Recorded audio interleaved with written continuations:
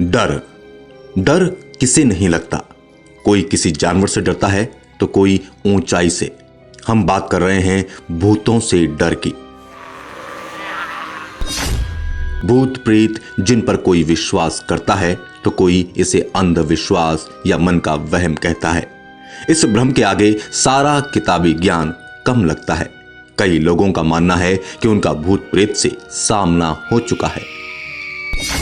अब यह भी एक शोध का ही विषय है कि इन बातों में कहां तक सच्चाई है, क्योंकि दुनिया भर में ऐसी कई जगह, हवेली आदि हैं जिसे हॉरर प्लेस कहा जाता है। आज ऐसी ही एक भूतिया जगह की हम बात कर रहे हैं जो बिहार के सासाराम स्थान पर मौजूद है। नाम है रोहतास किला।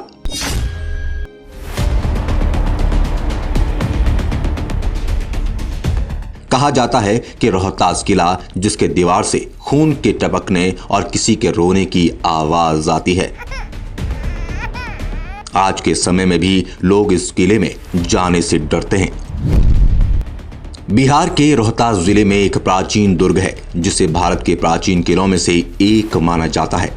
इस किले के निर्माण की कहानी काफी पुरानी और रोचक है। ऐसा कहा जाता है कि इस किले का निर्माण त्रेता युग में अयोध्या के सूर्यवंशी राजा त्रिशंकु के पौत्र और राजा हरिश्चंद्र के पुत्र रोहिताश्व ने कराया था। रोहतासगढ़ का किला भारत के अन्य किलों की तरह बेहद भव्य है और बाकी किलों की तरह साहस, शक्ति और सोन घाटी की सर्वोच्चता के प्रतीक के रूप में खड़ा है। रोहतासगढ़ किले में कई ऐसे स्थान हैं जो पर्यटकों को अपनी ओर आकर्षित करते हैं, जैसे रोहतासगढ़ का झरना जो कैमूर की पहाड़ियों से पूर्व की ओर गिरते हैं और सोन नदी में मिल जाते हैं। रोहतासगढ़ में कई स्थान ऐसे हैं जिन्हें देखकर आनंद और आश्चर्य दोनों होता है। त्रेता युग में बने इस पर मुगलों ने भी राज किया। ऐसा कहा जाता है कि ये किला कई सालों तक हिंदुओं के अधीन रहा, लेकिन 16वीं सदी के दौरान मुगलों ने इस पर अपना अधिकार जमा लिया और अनेकों वर्षों तक उन्होंने इस किले पर राज किया।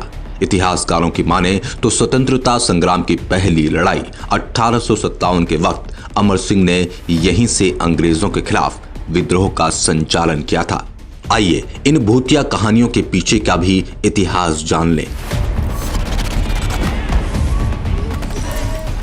ऐसा कहा जाता है कि 2000 फीट ऊंचाई पर स्थित इस किले की दीवारों से खून टपकता था।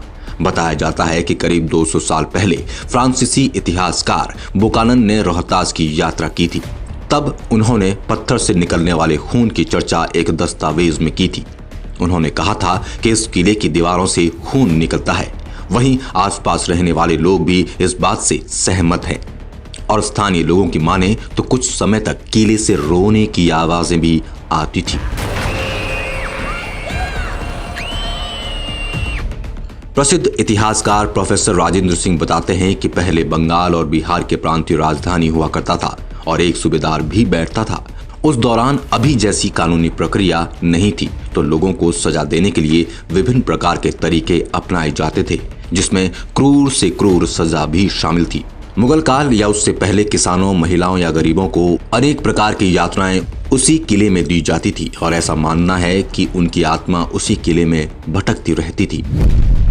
मनोवैज्ञानिक का कहना है कि इस तरह की कहानियों पर भरोसा करने से वो दिमाग में बैठ जाती हैं और इस तरह की आवाजें सुनाई देती हैं। प्रसिद्ध इतिहासकार बुकानन ने भी अपनी लिखी किताब में वहां के लोगों द्वारा सुनी हुई बातों को ही बताया। फिलहाल वैसे कुछ तथ्य मौजूद नहीं हैं जो इसकी प्रामाणिकता को साबित कर सकें। शोण से ही शोणित शब्द बना है। शोणित का मतलब होता है खून। शोण नदी का नाम ही खून के आधार, रंग के आधार पर ही बना है शोण नदी। तो उसका पानी जो है वो लाल रंग का होता है। गंगा का पानी स्वच्छ है, यमुना का पानी काला है।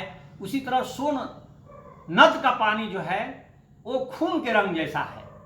तो उसका रिसाव दीवारों पर सोन नद के पानी का जो हुआ, उसी को देख करके यह भ्रम हुआ कि इस किले से खून निकल रहा है। वास्तव में वो खून नहीं, बल्कि सोन नद का वो लाल रंग के खून के रंग का पानी है।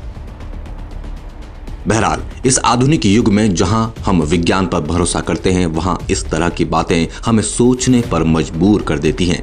कि किस पर भरोसा किया जाए। सासाराम से संवाददाता रवि वर्मा की रिपोर्ट, ग्लोबल भारत बिहार।